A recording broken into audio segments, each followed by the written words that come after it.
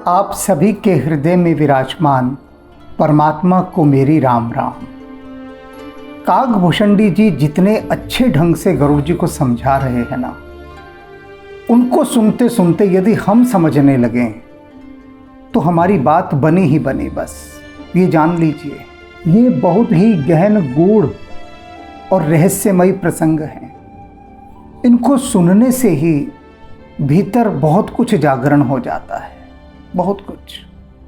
और सबसे बड़ी बात देखिए ना कि जिन काकभूषणी को प्रभु श्री राम ने अपना विराट रूप दिखाया और वे आकर अपने अनुभवों को साझा कर रहे हैं, कितनी बड़ी बात है। अर्थात अर्जुन वे बातें बताए जो भगवान कृष्ण ने विराट रूप में उनको बताई, और उन बातों को हम भीतर समझें तो ये भीतर मन को ही तो समझाना है ना। आज काकभूषणी जी बता रहे हैं कि मेरे पहले कितने जन्म हुए और उन जन्मों में मैं कैसे कैसे भटका और मुझे सुख कहाँ मिला जाकर। आज की जो बात है वह बात मन को बहुत तल्लीन होकर सुन लेनी चाहिए। स्वार्थ साँच जीव कहूँ एहा। काकभूषणी जी कह रहे हैं संसार में सबसे सच्चा स्वार्थ क्या है ये जान लीजिए। कोई भी जीव है, प्रत्येक जीव का सच्चा स्वार्थ क्या है। मन कर्म वचन राम पद नेहा, कि मनसा वाचा और कर्मणा वह राम के श्री चरणों में प्रीति लगाए, यही उसका सबसे सच्चा स्वार्थ होना चाहिए। अब थोड़ा स्वार्थ शब्द पर हम बातचीत कर लें। लोग कहते हैं हमें बिल्कुल स्वार्थी नहीं होना चाहिए। ऐसा तो हो ही नहीं सकता, कोई व्यक्ति स्वार्थी हो ही ना, क्योंकि बिना स्वार्थ के कुछ है ही नहीं। अब स्वार्थ का मतलब समझ लीजिए, क्योंकि बिना मतलब समझे बहुत सारे अर्थ अपने मूल अर्थ खो चुके हैं। स्वार्थ बहुत प्यारा शब्द है, बहुत सुंदर शब्द, लेकिन ये जिस प्रसंग में ज़्यादातर इस्तेमाल हुआ तो उसका मतलब होगा, स्वार्थ का मतलब मतलबी, यानी अपने से मतलब देने वाला, दूसरे को धोखा देने वाला, कि दूसरे का नुकसान करके जब हम अपना फ़ायदा करते हैं उसको स्वार्थ मान लिया गया। ये स्वार्थ का अर्थ प्रचलित हो गया। मतलब स्वार्थ भी सोचता होगा कि बताइए, मैं इतना सुंदर, इतना प्यारा शब्द, और मेरी क्या दुर्गति की संसार वालों ने। ऐसे बहुत सारे शब्द हैं जो साधारण व्यक्तियों के हाथों में गए और वे शब्द निकृष्ट हो गए, साधारण से भी गए बीते हो गए। और लोग क्या कहते हैं, हमें स्वार्थी नहीं होना चाहिए। स्वार्थ कहता है अच्छा इतनी नफरत मेरे से करते हैं कि मैं हूँ ही ना लोगों में, कि स्वार्थी लोगों को होना नहीं चाहिए और बिना स्वार्थी हुए कुछ हो नहीं सकता। अब स्वार्थी का मतलब समझ लीजिए। स्वार्थ का मतलब होता है स्वार्थ। हमारा क्या अर्थ है, सीधा सा, बस बहुत साधारण सा अर्थ है कि भाई आपका क्या स्वार्थ है। इसका मतलब है कि आपका इसमें अभिप्राय क्या है, मतलब क्या है, आपका अर्थ क्या है, आपका अपना अर्थ क्या निकल कर आता है। अब एक व्यक्ति का स्वार्थ है धन कमाता है वह। अब इसे ध्यान से समझिएगा। अपने परिवार का पालन पोषण करने के लिए सभी धन कमाते हैं, कमाना भी चाहिए। अब ये उसका स्व अर्थ है, अपना अर्थ है कि वह अपने परिवार के लोगों के लिए धन कमाता है। अब एक दूसरा व्यक्ति है, वह कहता है कि मैंने जो धन कमाया बहुत अधिक कमाया, तो उसके स्व के अर्थ का थोड़ा विस्तार हुआ। अब वह कहता है कि जो अन्य लोग हैं ज़रूरतमंद, मैं उनकी भी सहायता करूं, तो उसका स्वार्थ थोड़ा और बड़ा हो गया। फिर किसी का स्व अर्थ और बड़ा होता है, वो कहता है मैं समाज के लिए करूंगा, देश के लिए करूंगा। ये स्वार्थ के हैं। अब जैसे दधीच जी थे तो उनका स्वार्थ क्या था, उनका स्व अर्थ क्या था कि देवता उनसे उनका शरीर मांगने आए कि हमें आपकी हड्डियां चाहिए, क्योंकि वृत्रासुर राक्षस का वध करना है। अब वो वृत्रासुर राक्षस किसी से मरता ही नहीं था। सब जतन कर लिए, सारे उपाय कर लिए। पूछा गया ब्रह्मा जी से कैसे मरेगा, तो ब्रह्मा जी बोले भाई देखो, दधीची ऋषि हैं। अब दधीची ऋषि की जो अस्थियां हैं ना, उनसे एक वज्र बनाओ, क्योंकि उनकी अस्थियों में इतना तप है कि उससे जो वज्र बनेगा उससे ये मारा जाएगा। अब देवताओं ने तो अपना सिर ठोक लिया। ठोकने की बात थी कि किसी से आप उसकी हड्डियां मांगोगे, अस्थियां मांगोगे, तो इसका मतलब क्या कि उससे कह रहे हैं कि भैया तू मर ले, और मरने के बाद तेरी हड्डियों से हम ये बनाएंगे। ये जरा भला का काम है, ये भलाई का काम करो। अब देवता बोले कि महाराज क्या बात कर रहे हैं आप, हम जाकर दधीची को बोलें कि अपनी अस्थियां दे दीजिए, कौन देगा भला? ऐसा कभी हो सकता है कि कोई अपनी अस्थियां दान कर दे और जीते जी कर दे? मरने की बात तो बाद में। तो ब्रह्मा जी ने कहा तुम अपनी अटकलें क्यों लगाते हो भाई, दधीची से तो पूछ लो जाकर। तुम दधीची थोड़ी ना हो कि जो उनके बिहाफ पर तुम जवाब दे रहे हो। देवताओं को लगा कि हाँ बात तो ठीक है। पहुंचे दधीची के पास। दधीची ने कहा मुझे इस शरीर का क्या करना है, आज नहीं तो कल इसने जाना ही जाना है। अगर ये संसार के काम आ सकता है, मानवता के काम आ सकता है, मुझे स्वीकार है। उन्होंने अपना जीवित शरीर ही दान में दे दिया कि ले लो हड्डियां, और उनकी अस्थियों से बना। तो अब ये दधीची का जो स्वार्थ था, स्व अर्थ, उनका अर्थ कितना विराट था। भगवान शिव भी बड़े स्वार्थी थे, लेकिन उनका स्वार्थ तो अतुलनीय था। सागर में से विष निकला, देवताओं ने कहा भोले बाबा पिला दो इन्हें, ये तो भोले हैं। वो भोले उनको बाद में कहा गया कि जब उनको जहर पिला दिया गया तो लोगों ने कहा देखो कितने भोले हैं, जहर पिलाया जा रहा है फिर भी नहीं पता कि जहर पी रहे हैं हम। पी गए, मज़े से पी गए, कितने भोले। अरे हम आपको कोई जहर पिलाए, फिर आप पिला के तो देखे, पिला के तो देखे एक बार, कह ही देखिए हम तुम्हें जहर पिलाएंगे, उसके बाद देखो हम तुम सब क्या दुर्गत करते हैं उसकी। अरे हम कोई भोले बाबा थोड़ी ना है, कोई भोले बाबा नहीं है, रगड़ देंगे बुरी तरह से, यही संसार करता है। लेकिन भगवान शिव, उन्होंने कहा ठीक है संसार बचता है ना, पिला दो हमें विष। तो उनका जो स्वार्थ था, स्व अर्थ, कितना विराट था। सभी के स्वार्थ होते हैं। साधु का स्वार्थ है स्व अर्थ, माने भीतर का अर्थ, संसार का कल्याण हो। और जो साधु नहीं है, जो दुष्ट हैं, राक्षस हैं, उनका स्व अर्थ, भीतर का अर्थ है सारे संसार को लूट लो, नोच लो, नुकसान पहुंचाओ, हानि पहुंचाओ, ये स्वार्थ। तो अब काकभूषण कह रहे हैं कि सच्चा स्वार्थ क्या होना चाहिए जीव का, कि प्रभु श्री राम के श्री चरणों में मनसा वाचा कर्मणा प्रीत लगानी चाहिए। इससे बढ़िया स्व अर्थ, सुंदर अर्थ कोई नहीं हो सकता। क्यों? क्योंकि जब राम के चरणों में प्रीति होगी तो वसुधैव कुटुंबकम की भावना जन्म लेगी, यानी पूरा संसार ही अपना परिवार लगेगा। और अपने परिवार का तो सभी भला चाहते हैं। सोई पावन सोई सुभग शरीरा, जो तन पाऊ भजिए रघुबीरा। कह रहे हैं सुनिए गरुड़ महाराज, आप मुझसे पूछ रहे हैं कि मैंने इस कौवे का शरीर क्यों नहीं छोड़ा, क्यों इसके पीछे लगा हुआ हूँ। तो वो कह रहे हैं कि देखिए शरीर केवल खूबसूरती से नहीं होता, वही शरीर सुंदर है, वही शरीर पवित्र है जिस शरीर से रघुनाथ जी का नाम लिया जाए।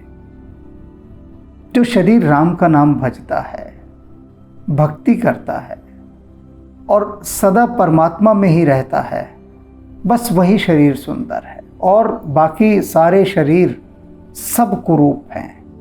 लेकिन मनुष्य का मूल्यांकन तो कपड़ों वपड़ों से होता है ना, कौन सा बढ़िया कपड़ा, कौन सी गाड़ी, कितना लिपस्टिक, पाउडर इत्यादि लगाया है, कौन कौन सा परफ्यूम छिड़का है, इससे सुंदरता का वैल्यूएशन करते हैं।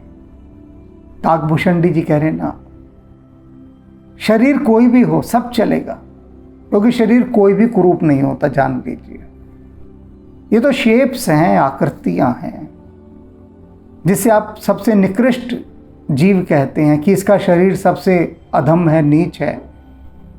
जरा सोचिए उसके शरीर में और हमारे शरीर में क्या भेद है। सब उन्हीं तत्वों का बना है। जिन तत्वों से हमारा शरीर बना है, उन्हीं तत्वों से उसका शरीर बना है। तो फिर सुंदर और कुरूप कैसे हो गया? प्रकृति में ऐसा नहीं होता।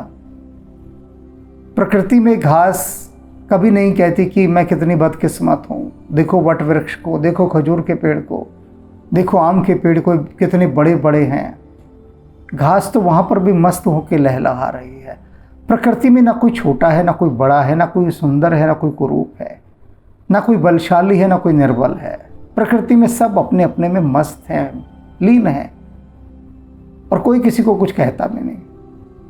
माँ, ये बड़ी मज़े की बात है। कोई चूहा हाथी से ये नहीं कहता कि भाई तुम कितने बड़े हो और मैं देखो छोटा सा। ना चींटी कहती हाथी से, किसी को किसी से कोई अभिप्राय ही नहीं है। वहाँ कोई जानता ही नहीं पशु पक्षियों में कि छोटा होना क्या होता है और बड़ा होना क्या होता है, और उस होने से नफरत करना क्या होता है, ये बात। तो यहाँ इन्होंने कहा है, राम विमुख लही विधि सम देही, कभी कोविद ने प्रशंस ही तेही। कहते राम से विमुख होकर, चाहे ब्रह्मा जी जैसे सुंदर तुम्हें देह क्यों ना मिल जाए, ब्रह्मा जी का पद भी क्यों ना मिल जाए, लेकिन यदि राम नहीं है तुम्हारे हृदय में तो उससे बड़ा कुरूप कोई नहीं है। क्योंकि कभी कोविद ने प्रशंसा ही तेही, कवि और विद्वान लोग उसकी कभी प्रशंसा नहीं करते उस शरीर की। किस शरीर की?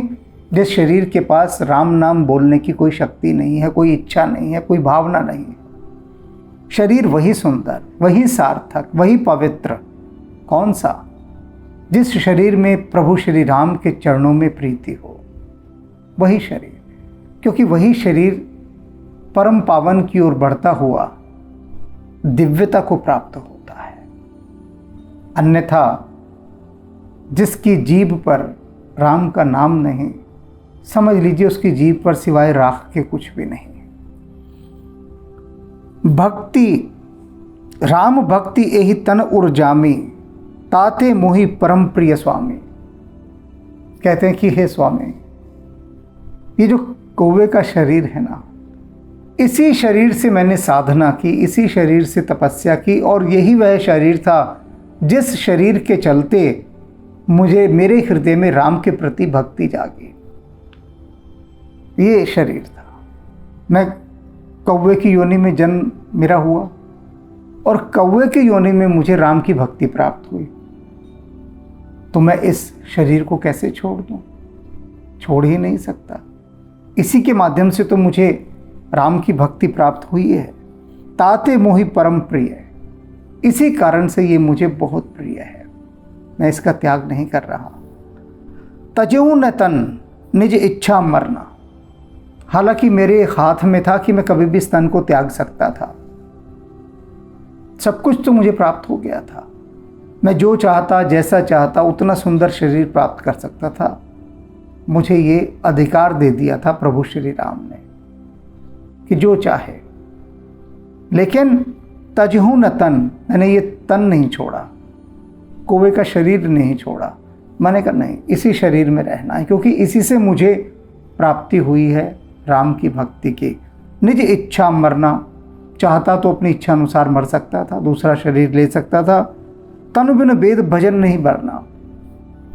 लेकिन मुझे ध्यान आई बात कि वेद कहते हैं कि बिना शरीर के आप भजन नहीं कर सकते। और काकभूषणी कह रहे मुझे तो राम के भजन करने थे। अब यदि काकभूषणी अपनी इच्छा से अपने शरीर को मार देते कि भाई मुझे कौवे का शरीर नहीं चाहिए, हट जाओ, तो फिर क्या था? फिर उनकी ऊर्जा बिना शरीर के रहती, अशरीरी। जो देवता हैं, देवताओं के पास शरीर थोड़ी ना है। तभी तो देवता कहते हैं कि हम मनुष्यों से बड़ी ईर्ष्या करते हैं, बहुत स्पृहा होती है, बहुत जलन होती है, और बहुत प्रशंसा भी करते हैं मनुष्य के शरीरों की। हम कहते हैं देखो कितनी दिव्य हैं वे जीवात्माएं जो मनुष्य शरीर में रह रही हैं, और हमें तो मनुष्य का शरीर प्राप्त नहीं है। तो देवता भी तड़फड़ाते हैं मनुष्य का शरीर लेने के लिए। अब आप सोच रहे होंगे कि देवताओं को क्या आवश्यकता है, वे तो देवता है। क्योंकि देवता एक ऐसा पद है, ऐसा लोक है, ऐसा स्थान है कि जिसके बाद आगे की प्रमोशन नहीं हो सकती। बिल्कुल प्रमोशन रुक जाती है। देवता तो भोगों का एक स्थान है, एक स्थिति है, एक अवस्था है कि आपने बहुत अधिक पुण्य किए, बहुत अधिक पुण्य, और उसके बाद आपकी बहुत सारी इच्छाएं शेष रह गई, तो आपको देव योनि में जन्म दे दिया गया। लेकिन वहाँ शरीर नहीं होता। वहाँ क्या है कि जितने भोग आपके बचे हैं उन सभी भोगों को आप भोगते हैं और उसके बाद फिर तय होता है कि आपको किस योनि में जन्म दिया जाए, फिर से लौट कर। और ये ज़रूरी नहीं कि मनुष्य योनि में ही मिले, कि जो देवता की योनि में था फिर दोबारा से मनुष्य योनि में आ जाए। मनुष्य योनि का जो एक चक्र बताया गया है, साइकिल बताया गया है कि 84 लाख इतनी योनियों का चक्र पूरा करने के बाद, यानी इतनी अधिक योनियों में जन्म लेने के बाद फिर मनुष्य का शरीर प्राप्त होता है। 84 लाख में फिर आत्मा भटकती भटकती भटकती तब जाकर इतनी फिल्टराइज्ड होती है, इतनी परिष्कृत होती है कि उसको मनुष्य का शरीर मिल सके। मिल जाता है, लेकिन साथ साथ मन की वो इच्छाएं वो सारी साथ चली आती हैं। इच्छाएं नहीं जाती, मन साथ लगा रहता है। मन तो एक ऐसी इंद्रिय है जो कभी मरती नहीं। मन का सिर्फ विलय हो सकता है राम में। इसीलिए मनुष्य के शरीर को क्यों देवता तरसते हैं? क्योंकि इसके माध्यम से आप सीधे परमात्मा में समा सकते हैं। देवता के जो रूप से, देवता की जो स्थिति है, देवता का जो शरीर है, देव शरीर से नहीं समा सकते, क्योंकि देव अशरीरी होते हैं, उनका शरीर नहीं होता। इसीलिए जब हम यज्ञ इत्यादि कुछ भी करते हैं तो उसमें जो आहुतियाँ डालते हैं वो देवताओं को जाते हैं। क्यों? देवता सुगंध पर जीते हैं, सुगंध ही उनका भोजन है। आप जो भी भोजन पदार्थ बनाएंगे सुगंध से ही वो उसको ग्रहण करते हैं। यज्ञ में जो आहुतियाँ डाली जाती हैं उसकी सुगंध ही देवताओं को जाती है, अर्पित होती है, वही उनका भोग होता है। अब ये देख लीजिए मनुष्य का जन्म कितना मूल्यवान है। तजहु न तन निज इच्छा मरना, तन बिनु वेद भजन नहीं बरना। और ये मैंने क्यों रखा कौवे का शरीर? क्योंकि वेदों ने कहा कि भैया बिना शरीर के तो भजन हो नहीं सकता, और मुझे तो भजन करना था। इसे आप समझिए उदाहरण के द्वारा कि बिना म्यूजिक सिस्टम के क्या गाने सुन सकते हैं आप? कोई भी टेप रिकॉर्डर, सीडी प्लेयर या इत्यादि कोई भी चीज़ हो, कोई भी जस्ट म्यूजिक सिस्टम, कोई भी म्यूजिक सिस्टम। तो अगर कोई संगीत सुनना हो, भजन सुनने हो, गाने सुनने हो, कुछ भी सुनना हो, तो म्यूजिक सिस्टम तो चाहिए ना। तो ये पूरा शरीर जो है एक म्यूजिक सिस्टम है। इसकी जीभ पर जो चढ़ा दोगे वही गाएगा, जो चढ़ा दोगे। जैसी डिस्क, जैसी फ्लॉपी, जैसी पेन ड्राइव इसकी जीभ पर लगा दोगे ये वही गाएगा। तो इसलिए काकभूषण कह रहे हैं कि भजन मुझे गाने थे, और भजन में स्पीकर चाहिए, सारी चीज़ चाहिए, पावर चाहिए, एक पूरा सिस्टम है, व्यवस्था है जो संगीत को पैदा करती है, शब्दों को पैदा करती है, और वह शरीर के पास होती है। और इसीलिए मुझे शरीर रखना था, दूसरा शरीर चाहिए नहीं था, क्योंकि कृतज्ञता इस कौवे के शरीर के प्रति थी, तो इसलिए मैंने इसे रखा। प्रथम मोह मोहि बहुत बिगोवा। कह रहे पहले ये जो मोह थे मेरे ना, उन्होंने मेरी बड़ी दुर्गति की थी, बहुत दुर्गति। इतना मोहग्रस्त था मैं पहले। अब अपनी पिछली बातें बता रहे हैं। वे कह रहे हैं ये मत समझ लेना कि आज ही मुझे पहली बार सब कुछ मिल गया ना, अब से पहले न जाने कितना भटका हूँ, कितना भटका हूँ। तो पहले जो स्थिति थी मेरी ना, उस मोह ने मेरी बड़ी दुर्दशा की थी। राम विमुख सुख कबहु न सोहा। और राम से विमुख होकर मैंने कभी सुख नहीं पाया था जीवन में। पहले का समय, पहले का काल, काकभूषण कह रहे मैं राम से विमुख रहता था, और विमुख रहता तो दुख ही पाता था, और कारण नहीं जान सकता था मैं इतना दुखी क्यों हूँ। दुख से भरा रहता था, क्लेशों से भरा रहता था, क्योंकि जब तक राम भीतर नहीं है तब तक जीवन में सिर्फ क्लेश हैं, दुख हैं, कष्ट हैं, परेशानियां हैं, संकट हैं, दुविधाएं हैं, संशय हैं, यही सब रहेंगे। जब राम आकर रहने लग जाते हैं तब ये सब चीज़ें नहीं रहती, सब चली जाती हैं, कुछ भी नहीं रहता, सिर्फ राम रहते हैं। तो काकभूषण कह रहे कि मैंने बहुत कष्ट झेला अज्ञान का, बहुत अधिक मोह माया में फंसा रहा, राम से विमुख रहा। और जो भी शरीर राम से विमुख है वह शरीर कभी सुख थोड़ी ना पा सकता है, कभी नहीं पा सकता। नाना जन्म कर्म पुनि नाना, किए जोग जप तप मखदाना।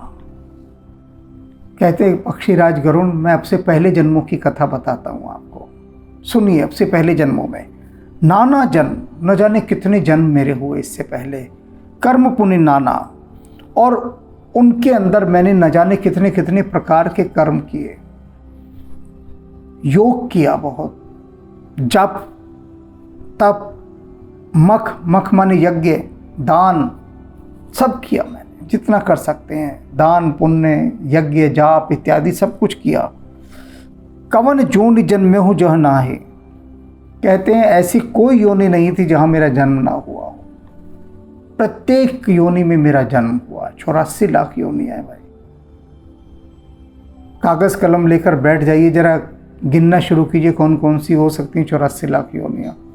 जितनी जानकारी है आपको, इंटरनेट के आगे बैठ जाइए, कॉपी पेंसिल ले लीजिए और गिनिए। हाथी घोड़ा इन सबको, हाथी से चींटी तक ले लीजिए पहले, पक्षीराज गरुड़ से मच्छर तक ले लीजिए। अब बचा क्या आपके पास? जलचर, तो मछलियां ले लीजिए जितनी सारी, जितनी उपलब्ध जानकारी है इकट्ठा कर लो।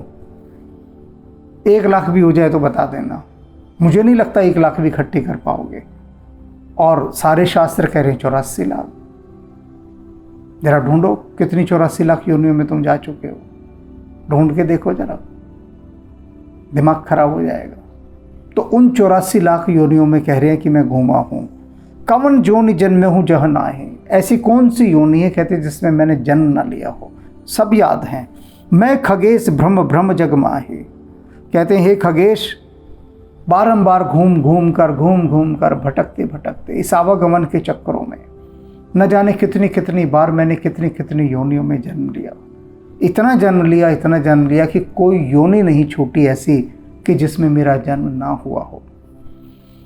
देखूं कर सब कर्म गोसाई, और सारे कर्म भी मैंने करके देख लिए। इतनी सब योनियों में भटका, अच्छे अच्छे कर्म भी किए और बुरे से बुरे काम भी किए, सारे काम करके देख लिए।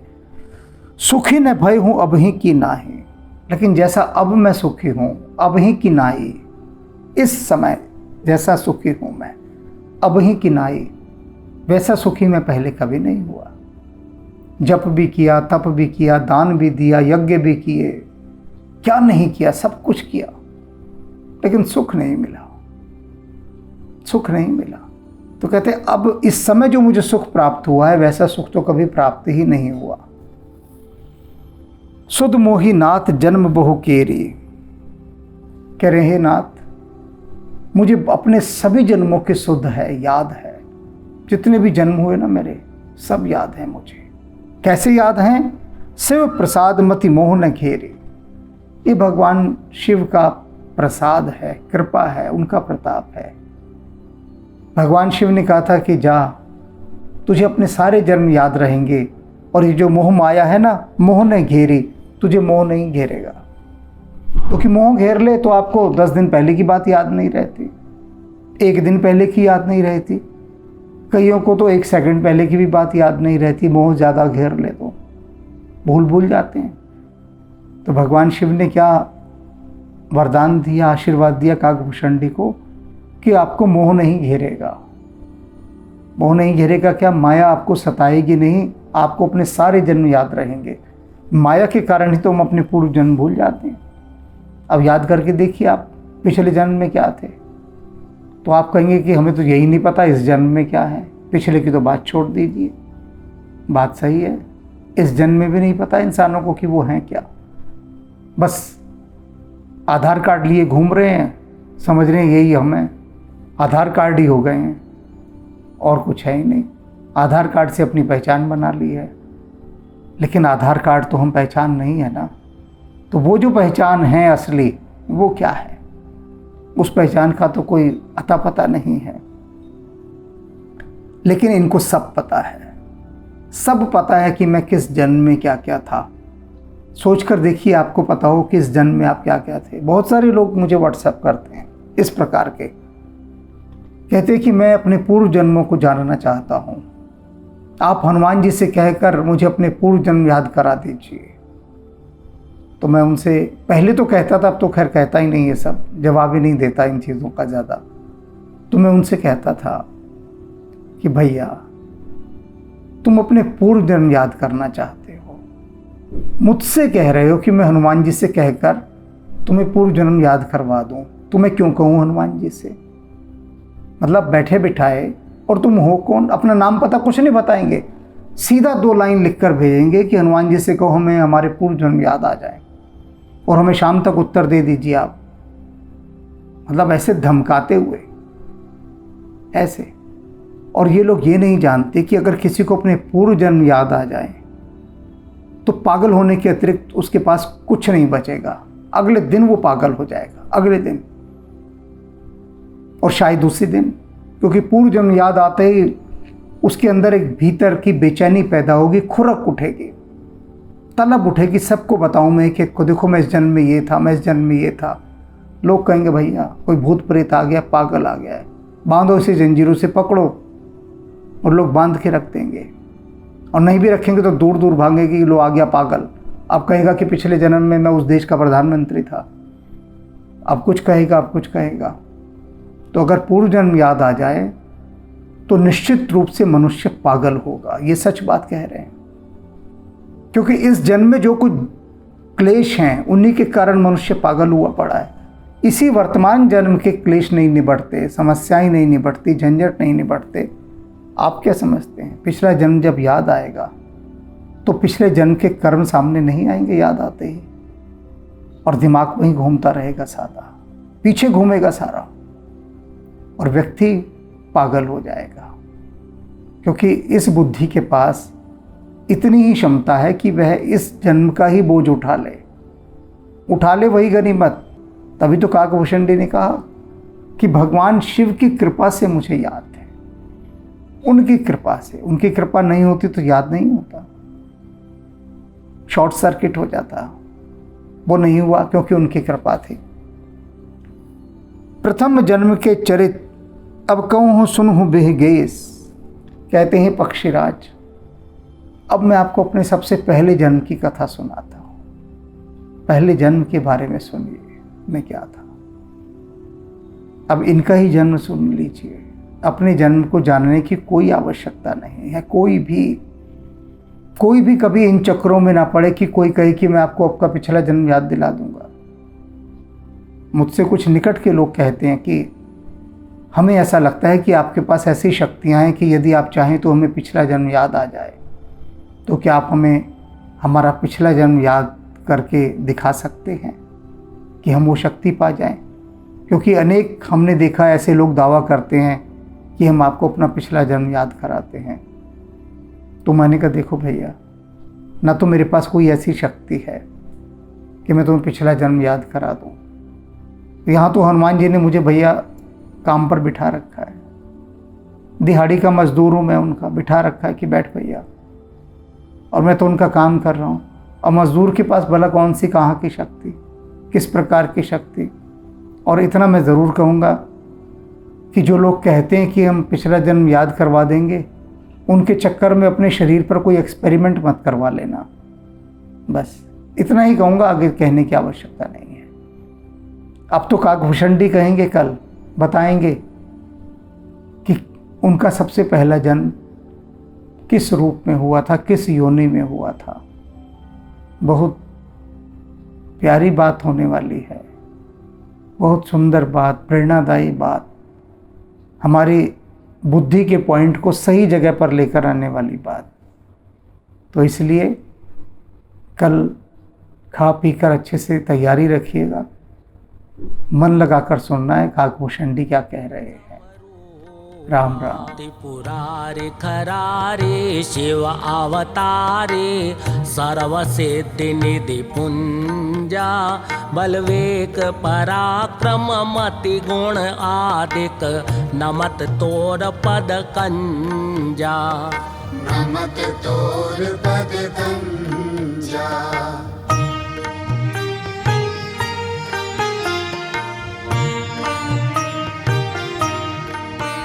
जय पूरन कामा परम ललामा गावई सब श्रुति संता, करुणा वरुणालय भक्त जनाश्रय, शुभ प्रेरक जग कंता। त्रैताप भयानक दुख विनाशक, सर्व विकार निहंता, मम गुरु